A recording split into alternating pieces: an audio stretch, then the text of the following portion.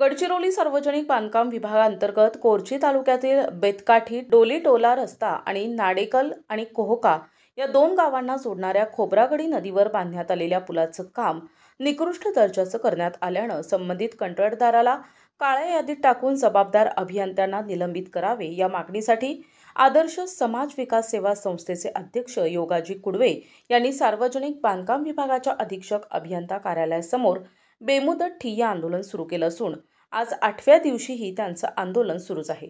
आज गडचिरोली जिल्ह्याचे सहपालकमंत्री आशिष जयस्वाल हे जिल्हा दौऱ्यावर आले असताना त्यांना आंदोलनकर्ते योगाजी कुडवे यांनी निवेदन दिले।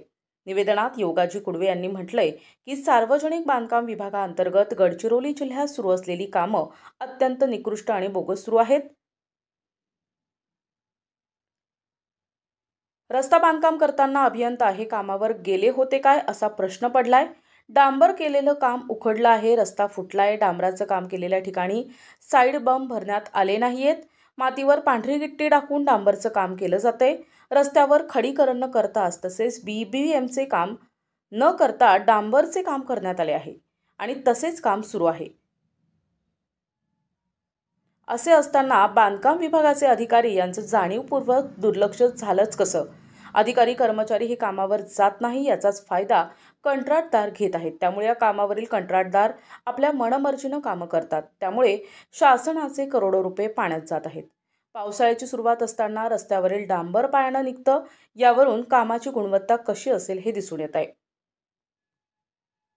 गडचिरोली जिल्ह्यातील असले बोगस काम सुरू असताना डिपार्टमेंट का कार्यवाही करत नाही, यात साखळी पद्धतीनं भ्रष्टाचार सुरू आहे। दोषी अधिकारी यांच्यावर गुन्हे नोंद करा आणि बोगस काम करणाऱ्या कंत्राटदार यांना काळ्या यादीत समाविष्ट करा। तसेच कामावरील उपअभियंता आणि अभियंता यांना तात्काळ निलंबित करा।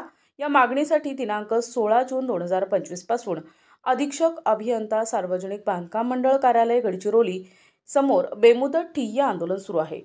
दिनांक 24 जून 2025 ला भीक मागो आंदोलन करून शासन प्रशासनाचे लक्ष वेधण्यात येईल। तसेच दिनांक 25 जूनला ढोल बजाव आंदोलन करण्यात येईल। तसेच येत्या 2 दिवसात आंदोलन अधिक तीव्र करणार असा इशारा योगाजी कुडवे यांनी निवेदनातून दिलाय।